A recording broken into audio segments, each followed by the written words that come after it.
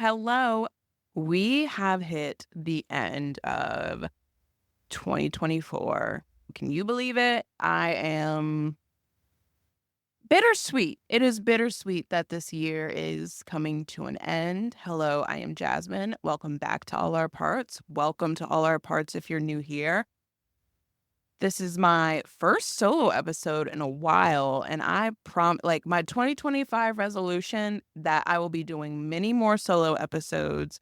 So, yeah, I wanted to do my 2024 reflections because why not? And I think there's always something to be learned when we allow ourselves the space to reflect on the year, especially if you are like me, where the first half of your year was hell on earth. And that's putting it lightly, I think, in some cases. And then the last year was almost like the last half was like the transitionary period. It was like, okay, you just let go of all that did not serve you. And so now you either get to step into your potential, allow your life to evolve, or you can be stagnant. And so for the first part of this episode, I thought I would talk about the lessons that I learned in the first half of the year. So let's get into it. I I guess I'll start here. So the first half of the year, I was finishing up my last semester of grad school, and I was very uncertain of what would be next. Honestly, like, if I would be good at being a therapist, a lot of that imposter syndrome started to kick in, and I was like, "Is my business gonna grow? Am I gonna be able to do the thing? Am I gonna do it well?" It was like an identity crisis almost when I think back to it. I came back from our winter break until my last semester of internship, and I was in a rough space. My supervisor at the clinic that I was at the time was always like, "How you doing?" And I'm always like, "Great." She's like, "Okay, what else?" I'm like, "No, I'm great. Like, I'm good." And in hindsight, I'm like, if I admitted that I was anything but great, I don't know what that would entail, but I definitely wasn't doing well. But that was one of the major lessons that I had to learn is that so much so often I expect myself to show up and everything's great. Everything is fine. Everything is wonderful. There is nothing going wrong in my life. And that is an exhausting act to hold up. Because truthfully, my insomnia was in a really bad spot for the better part of a month. And so I remember and my insomnia hadn't been, and I found myself at a spot where I was not sleeping. I was watching TV from like midnight to like 4 a.m. and then waking up at 9 a.m. And I had like really dark circles under my eyes, and it was really just a hard time. I was so afraid to tell people, like, I'm not doing that well. And it is still terrifying to admit, hey, I'm not in the best spot all the time. It is a contrast to how I usually want to show up and how I usually want to present myself, but I had to learn.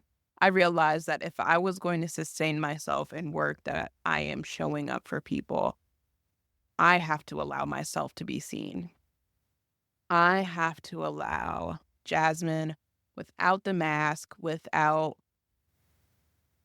an outfit, without all the things, who is Jasmine, and I needed to show up as that, and then people would either accept me or they wouldn't. Allowing myself the space to be seen allowed a lot of just about all of my relationships and my friendships to grow, to be in a more genuine, authentic space that I don't know if I knew was possible. I also experienced a lot of loss.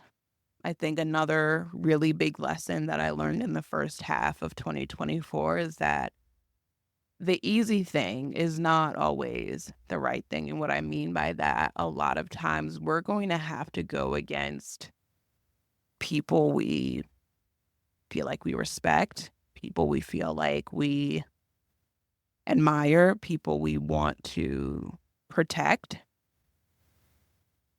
And we have to look at their actions and say, you know what, actually, what you're doing is way out of line. And I've always been a person of advocacy, but I've never known how to channel it. But I found myself in a situation where I knew that speaking up was the only right thing to do in this scenario. And it was something that I had to manage very privately for the last semester of my graduate school program because I really was thinking about the people that I love the most in this circumstance, and I really didn't want to involve anybody else. I knew that I could either throw my neck out there and get eaten alive, or I would have the support that I would need to stand up. I was held up all throughout the situation. I think I grew closer to a lot of people, and I think it allowed a level of transparency that I did not always offer to people. And that can be really powerful, but it was also really hard because I ended up losing a lot of people within that situation. And as someone who has been newly estranged from their family in the last 2 years, it's hard to lose people. It is hard to choose to lose people because it can be easy when we have lost so much to get into a scarcity mindset of, oh no, I want to protect this person. I want to keep this person close because I don't have anybody. And while I didn't know what my life would look like now at the time, I definitely was just really trusting myself, trusting that regardless of how hard this feels, regardless of how other people may respond, I know I'm doing the right thing. And as long as I stood firm in that, there was nobody that could convince me of anything else. I've had to look at losing people with such a different reframe. I think first, I have to allow myself the space to grieve because I am somebody that, especially when I have somebody that's very close to me, I imagine what life looks like months from now or a year from now. And if I choose to have somebody close to me, like I'm choosing to have them in my life for a significant amount of time.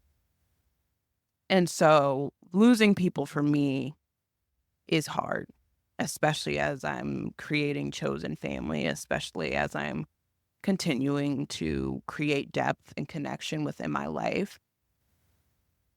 I have to allow myself the space to grieve that loss, to say, gosh, it really sucks that this person isn't in my life anymore. It really sucks that this didn't work out. And my mind off the bat goes, oh, I'll figure it out. Or I'll just avoid the situation altogether. I won't even deal with it. And then I'll bring it up like 4 months later in therapy and be like, actually, this kind of sucked. I'm working on the delayed processing. I'm a really great therapist, very grateful for her. The creme de la creme of therapists, and I'm so fortunate to have her on my journey. This is a complete aside, but it is so special when you find a therapist, a coach, a mentor, somebody that you respect, somebody that you know sees you and like understands you, and you're just like, you're stuck with me. It truly is truly so impactful to the healing recovery journey when we have people who are guiding us through some of our darkest moments and we truly trust them and we allow them to see us, game changing. And I would say in the last 2 years, but especially in the last year or so, I've truly let my therapist in. And it has just felt so wonderful to be supported in the capacity that I have. And so a big lesson that I think I'm reiterating and what I've learned is it's valuable to allow yourself to be seen.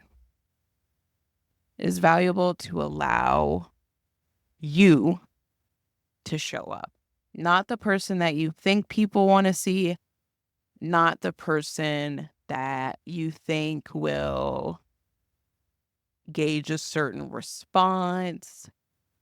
Just showing up as you connects you to people and opportunities that are most in alignment of you.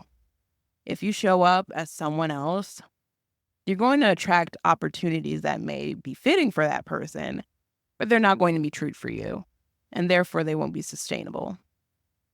But showing up as yourself, allowing yourself to be seen, allowing the messy parts of you to come to the surface and allowing yourself to build trust with other people it gets to be a very healing experience.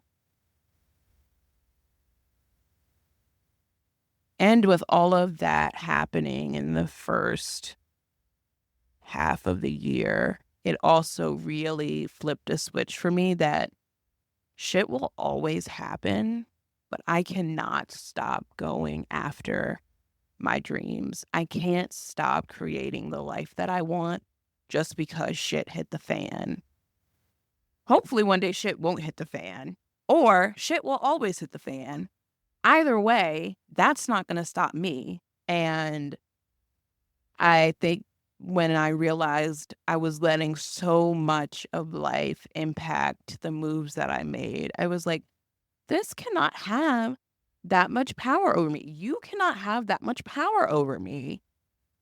And so as I've been building out this podcast for the last year, I decided, you know what? Full send, post weekly. That's when I also started making content on social media. And before, a lot of people say, you tell stories so well.